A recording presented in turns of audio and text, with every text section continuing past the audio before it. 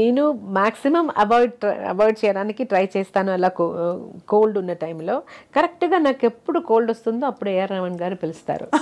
అప్పుడు నేను అయ్యో సార్ నాకు గొంతు సరిగా లేదు, కోల్డ్ ఉంది, రండి మీ కోల్డే నాకు కావాలి. ఇప్పుడు వాయిస్ డిఫరెంట్ టోన్ వస్తుంది నాకు, డిఫరెంట్గా మీరు మీ వాయిస్ డిఫరెంట్గా రికార్డ్ చేద్దాం, వచ్చేయండి అంటారు. అలా చాలా చాలా సాంగ్స్ కోల్డ్, మోస్ట్లీ 80% సాంగ్స్ కోల్డ్తోనే పడను.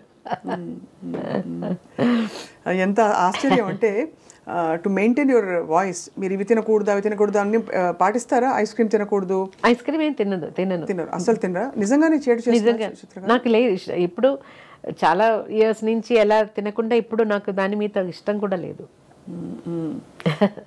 ఆశ కూడా రాదు. ఇంకా వేరే పట్టింపులు, ఆవకాయలు, కారాలు, ఆయిల్ తినకూడదు. ఎస్పెషలీ కాన్సర్ట్ ఉన్న రోజు నేను అన్ని చాలా బ్లాంక్ ఫుడ్, ఏం స్పైస్ ఆయిల్ లేకుండా ఏదైనా తినేస్తాను. కాన్సర్ట్ ఉన్న రోజు అంటే దాదాపు చాలా నెలలో బోల్డ్ రోజులు పోతాయి కదా. అలా కాదు. చిత్ర గారు వంట చేస్తారా? ఇంత పాట పెట్టుకుని మీరు చక్కగా ఇంట్లో. వంట మాత్రం నాకు రాదు, తినడానికి ఇష్టం అయితే వంట రాదు. అంటే తినడానికి ఇష్టమా? ఏం తింటారు చిత్ర గారు? What do you enjoy? I'm a vegetarian. Anything, idli, dosha is my all-time favorite. Have you always been vegetarian? Yeah, no. Kerala fish is very famous. But I'm not very crazy about non-vegetarian. నాకు కొంచెం the neatness చాలా important. Biryani అంటే నాకు I don't like biryani because చూడ్డానికి అది flesh అన్నీ ఇలా కలిపి చూడడానికి నాకు అది నచ్చలేదు. సో నాన్ వెజ్ తినే టైంలో ఏదైనా నీట్గా ఉన్న ఒక పీస్ మాత్రం తింటాను అంతే. చికెన్ అంటే అది ఇప్పుడు ఒక 12 years నుంచి నేను ఐఎమ్ ప్యూర్ వెజిటేరియన్. సో చిత్ర గారు, ఈ ప్రయాణంలో ఎస్పి బాలసుబ్రహ్మణ్యం గారు మీతో కలిసి ఎన్ని పాటలు పాడారు. ఒక్కసారిగా కోవిడ్ వచ్చి ప్రపంచాన్ని కుదిపేసింది.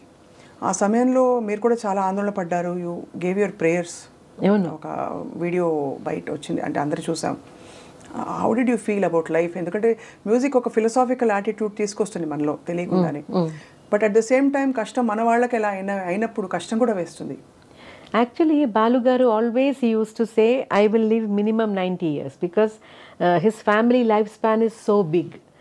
Mother kuda almost, she was 100 దగ్గర వచ్చిన తర్వాత she passed away. So alage Balu garu, he always used to say, I have a long life ani. Appudu kuda when he was hospitalized, we all thought he's a good fighter and he'll come back. అలాంటి messages అన్నీ మనం ప్రే చేసినప్పుడు, సార్కి ఏదైనా కొంచెం motivational messages ఉన్నప్పుడు కూడా fight and come back అని అలాంటి మెసేజెస్ కూడా నేను ఒక గూగుల్ నుంచి అన్ని ట్రై చేసి పంపించేశాను. టూ రిప్లైస్ నాకు వచ్చింది హాస్పిటల్ వెళ్ళిన వెంటనే. సార్ ఎలా ఉన్నారు, మీరు హాస్పిటలైజ్డ్ అని న్యూస్ మీ ఫేస్బుక్ పోస్ట్ చూశాను, ఎలా ఉన్నారు అని మెసేజ్ చేస్తే, this is a small infection, don't worry, now I need rest, so nobody should bother me అలా చెప్పారు. ఆ మెసేజ్లు కూడా అలాగే చెప్పారు. 2 days తర్వాత మళ్ళీ హౌ ఆర్ యూ సార్ అని మెసేజ్ చేస్తే, my wife is getting discharge tomorrow, for me it will take few more days అని వచ్చింది. తర్వాత ఆ ప్రోగ్రాంలో నేను కూడా రావాల్సింది కదా. నేను ప్రోగ్రామ్ నేమ్ ఇప్పుడు చెప్పలేను.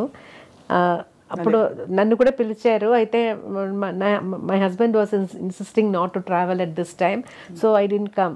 Then sir replied, he took the right decision అని రిప్లై చేశారు. అదే లాస్ట్.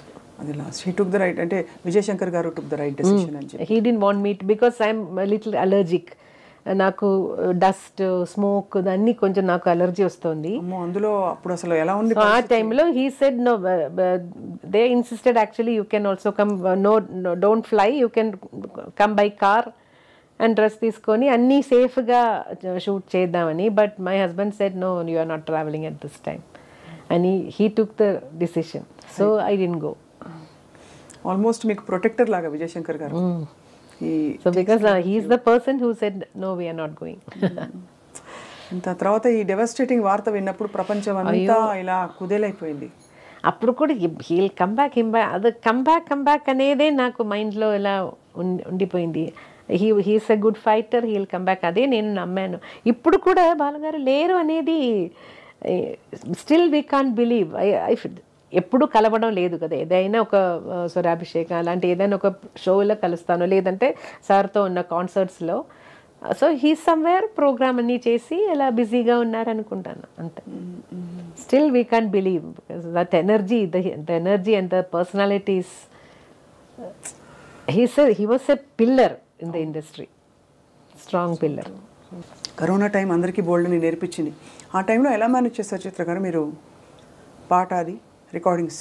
యాక్చువల్లీ కోవిడ్ టైంలో ఫస్ట్ 2 weeks అన్నీ చాలా రిలాక్స్ అయిపోయి ఫిలిమ్స్ అన్నీ చూసేసి చాలా రిలాక్స్డ్గా ఉన్నాను. తర్వాత 2 weeks అని తర్వాత అయ్యో ఏం చేద్దాం ఇప్పుడు, ఏం చేయడానికి ఏం లేదని ఒక చిన్న టెన్షన్ వచ్చింది. లైఫ్ ఎలా పోతుంది ఇలా వెళ్తే, ఇంట్లోనే కూర్చొని ఏం చేయాలని ఒక టెన్షన్ వచ్చింది.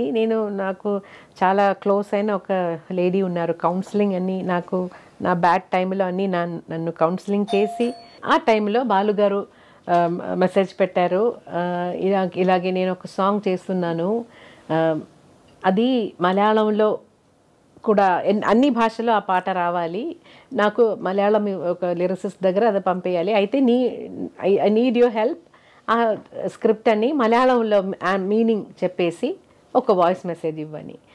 సో లిరిక్స్ పంపించేశారు బాలుగారు. అలా చెప్పి తర్వాత అది నేను మలయాళంలో మాట్లాడేసి బాలుగారికి పంపాను. బాలుగారు అది రఫీక్ అహ్మద్ అని లిరిసిస్ట్ మలయాళంలో ఆ పాట రాసేసి, యూజువలీ సార్ మలయాళం పాడుతున్నప్పుడు డిక్షన్ కోసం బాలుగారు నన్ను అడుగుతారు, చిత్ర ఇది pronunciation, usually he has doubt in నా మలయాళంలో నా మూడు ఉంది, నిన్నోరు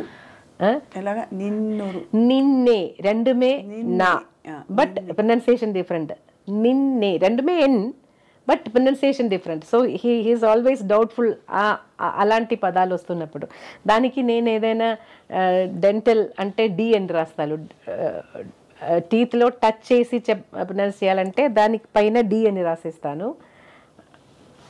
అప్ అని అంటే అలా రాసేసి పంపిస్తాను, లేదంటే నేనే మాట్లాడి ఎలా వాయిస్, నాకు తెలుగు ఎలా నేర్పించారో అలాగే మలయాళం ప్రొనౌన్సియేషన్ కోసం నేను కూడా అప్పుడప్పుడు నన్ను ఎప్పుడు అడుగుతారో అది చేశాను. ఆ టైంలో సార్ కొన్ని క్రిస్టియన్ డివోషనల్ మలయాళం పాడారు, తర్వాత దీనికి కూడా హెల్ప్ అడిగారు. అప్పుడు నాకు తెలిసింది కోవిడ్ టైంలో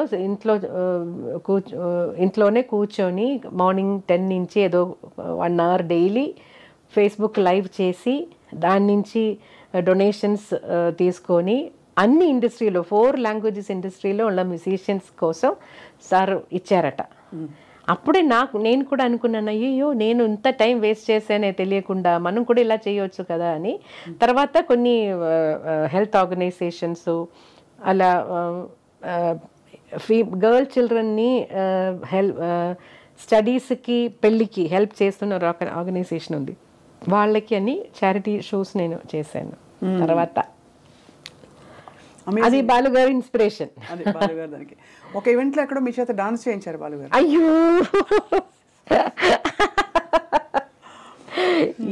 అదే